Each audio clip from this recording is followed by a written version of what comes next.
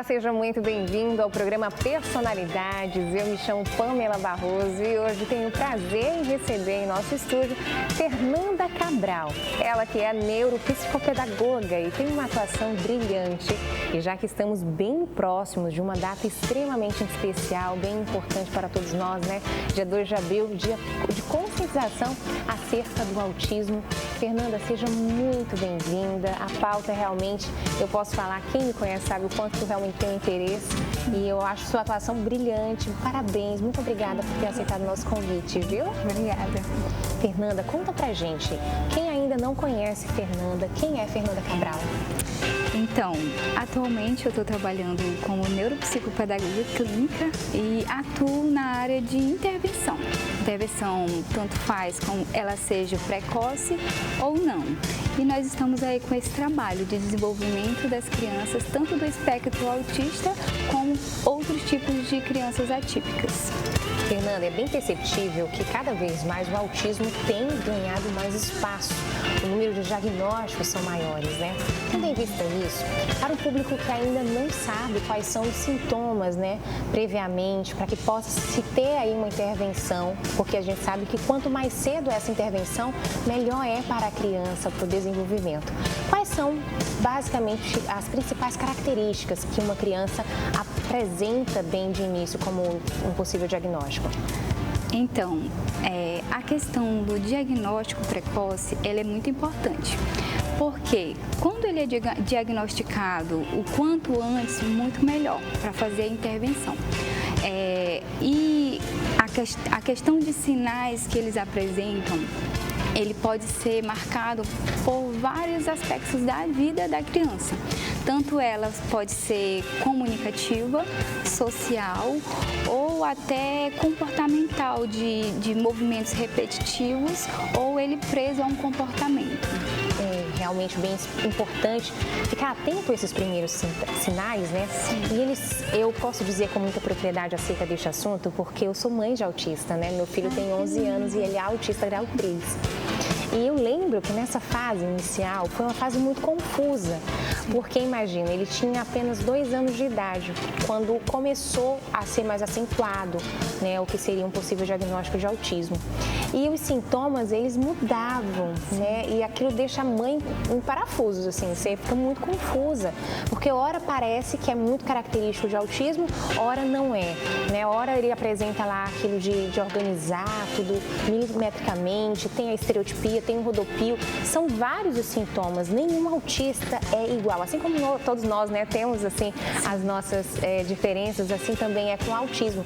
Então o autista, ele apresenta muito, digamos assim, não existe um padrão a ser estipulado com o autismo. É por isso que existe, né, a ideia de que hoje nós colocamos uma criança dentro de um espectro autista e não limitamos que ele seja apenas um autista, porque realmente faz parte, às vezes, até uma criança que tem um desenvolvimento típico, em algum momento ela apresenta ali, né, um espectro autista, ela fica um tempo naquela faixa e depois tem um desenvolvimento comum. Isso é muito comum também acontecer, isso não é? É muito comum. A ideia do espectro é para falar dessa particularidade, né?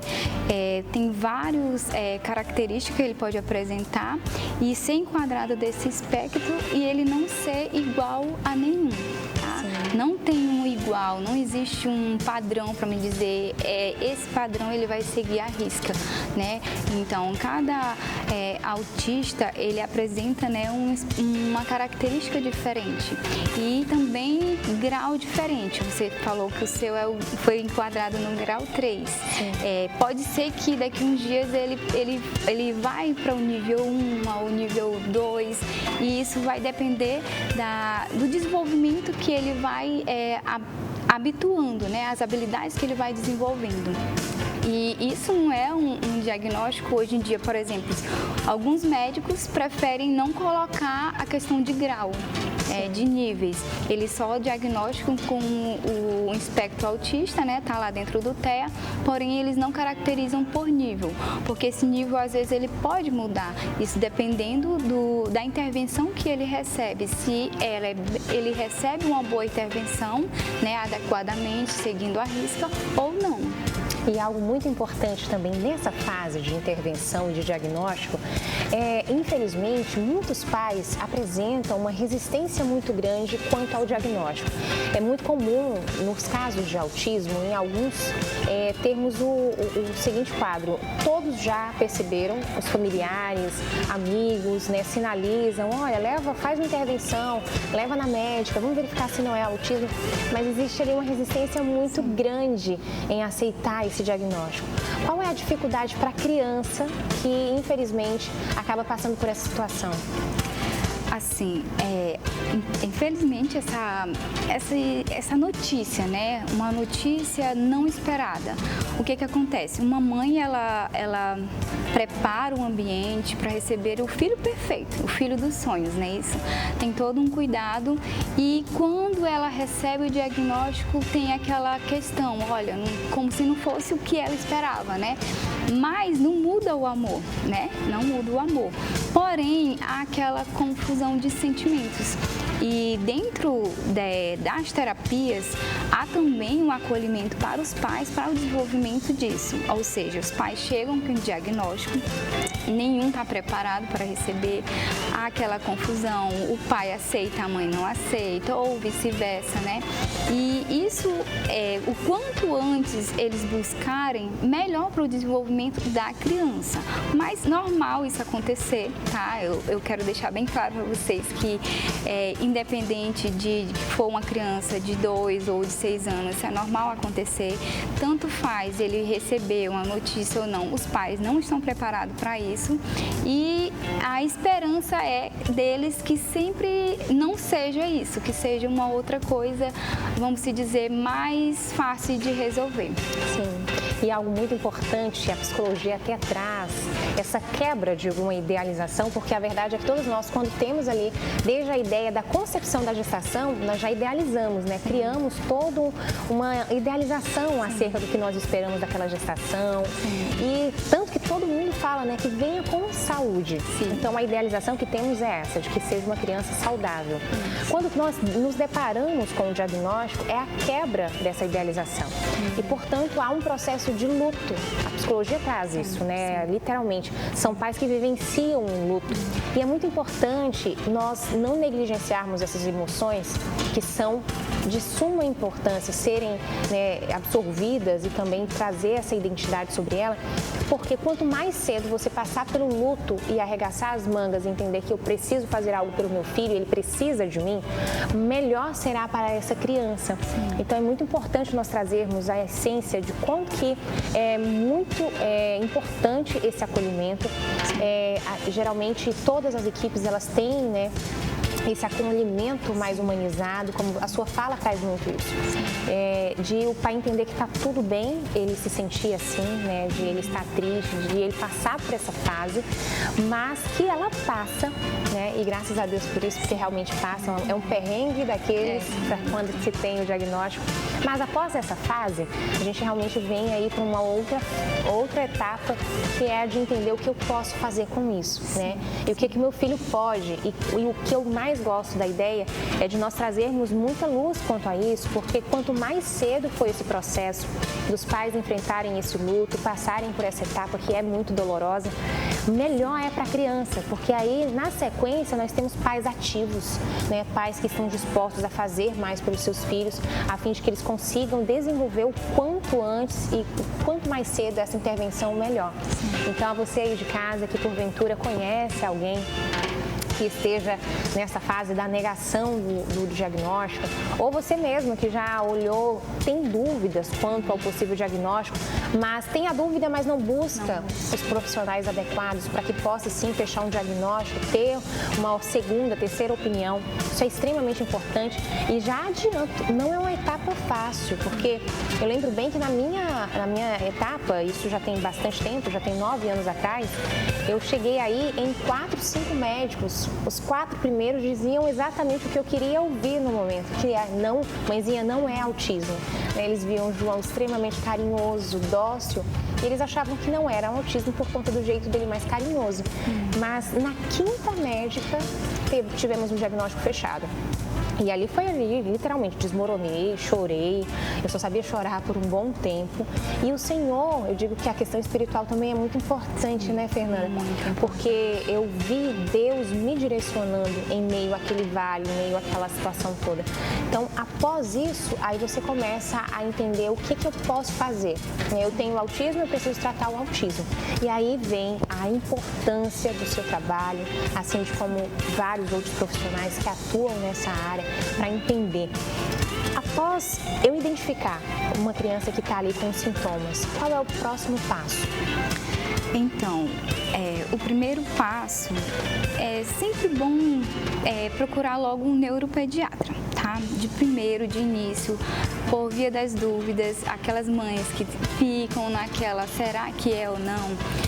Não guardem para si, tá? Essa dúvida e procurem um diagnóstico, ou que sim ou que não, porque vai deixar você mais tranquila e, além de deixar você mais tranquila, vai deixar o seu filho, né, mais tranquilo para o desenvolvimento, porque quanto antes você agir, melhor. Então, após ir a um neuropediatra em busca ali de um diagnóstico ou não, a mãezinha ou o pai que esteja à frente, porque às vezes tem o pai, né, que está ali mais à frente, mais apoio para a criança, ou a mãe. E esse apoio, ele pode partir de um com o do outro e entrar em conscientização e em busca do diagnóstico. Então, após ele fazer uma avaliação com o neuropediatra, aí o neuropediatra, ele pode sim dar um diagnóstico já de cara ou não. Ele pode dar só uma hipótese diagnóstica, e a hipótese diagnóstica, ele pode ser mandado para alguns profissionais investigarem mais de fato se há ou não características. E quando há o encaminhamento, existe uma equipe multidisciplinar que vai estar ali acolhendo essa criança, né? Que inclui ali o fonoaudiólogo, que vai trabalhar a parte da linguagem, vai ter o psicólogo, que vai trabalhar a área comportamental, vai ter a neuropsicopedagoga ou a psicopedagoga, que vai estar trabalhando aí a parte do cognitivo da criança, e também tem o terapeuta ocupacional, que vai trabalhar ali a vida diária da criança ou a questão de sensibilidades que ele tem. E a partir desse momento que o pai busca ajuda, ele vai ter toda essa equipe de apoio para trabalhar cada característica, cada habilidade que a criança tem que desenvolver até chegar à idade que ele está no momento. Esse apoio, né, e principalmente ter acesso a essa equipe multidisciplinar, como a Fernanda muito bem colocou, o primeiro profissional a ser solicitado é o neuropediatra, que é quem pode sim trazer um diagnóstico. É claro que para um neuropediatra fechar um diagnóstico, ele vai solicitar, às vezes quando ele tem alguma dúvida, né? E quase sempre eles prezam muito por eles se resguardam muito, né? Então eles sempre pedem uma segunda avaliação por parte dessa junta médica, que vai fechar um diagnóstico mais coeso. É claro que um diagnóstico, ele não é digamos que a identidade que vai ser colocada sobre o filho. Principalmente no que a Fernanda colocou até no início do programa, não vai se definir como é grau 1, vai ficar sempre nisso. Não, a criança naquele momento ela pode estar dentro daquele espectro. A partir do momento que você começa a intervenção, ela começa a fazer os tratamentos, ela tende a sair daquele quadro, né? Sim. Então aí a gente chama o desenvolvimento. Sim. E por isso a importância desse diagnóstico é muito importante mesmo, que nós tenhamos a consciência de que mesmo que seja difícil, né, mesmo que a gente passe por essas aflições quanto ao diagnóstico, quanto a essa quebra da minha perspectiva para o filho, quanto mais cedo eu conseguir romper com isso, mais cedo essa criança tem acesso a um diagnóstico e, claro, ao tratamento. Falando de tratamento, Fernanda, como é hoje em Marabá para crianças, principalmente quem de repente hoje não tem tanto acesso, né, eu digo financeiro. Como é hoje? Quais são os recursos que Marabá oferece? Com relação aos recursos que Marabá oferece, hoje em dia Marabá está bem preparado com relação à questão do apoio ao autista. O que acontece? Na escola pública, eles já estão trabalhando, né, com mediadores, e tem pessoas que dão ali um suporte individual para a criança dentro da sala de aula. E para a questão de intervenção, tem um núcleo de atendimento especializado em Marabá, o NAETEA, que ele comporta aí algumas crianças, não é ainda no nível, né, que consiga suprir toda a demanda. Suprir toda a demanda, porque a demanda de Marabá é muito alta e Marabá atende não só Marabá, mas como Marabá e região. Então essas cidades circunvizinhas que são de pequeno porte é atendido também nesse núcleo, né?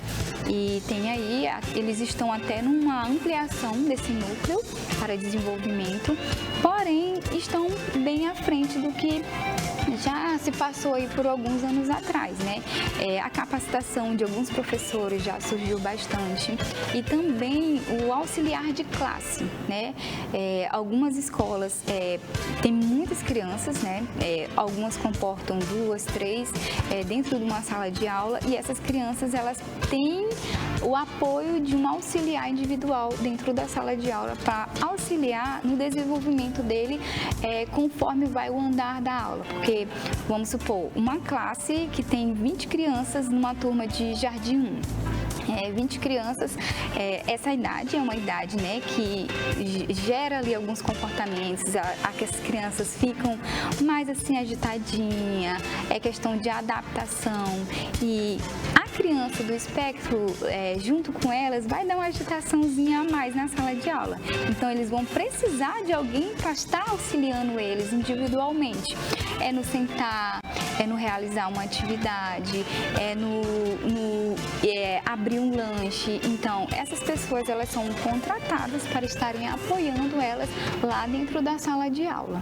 É realmente muito importante e essa socialização também ajuda muito no desenvolvimento. Sim. Fernanda, nós vamos a um breve intervalo, mas já voltamos com muito mais conteúdo para você. Não saia daí.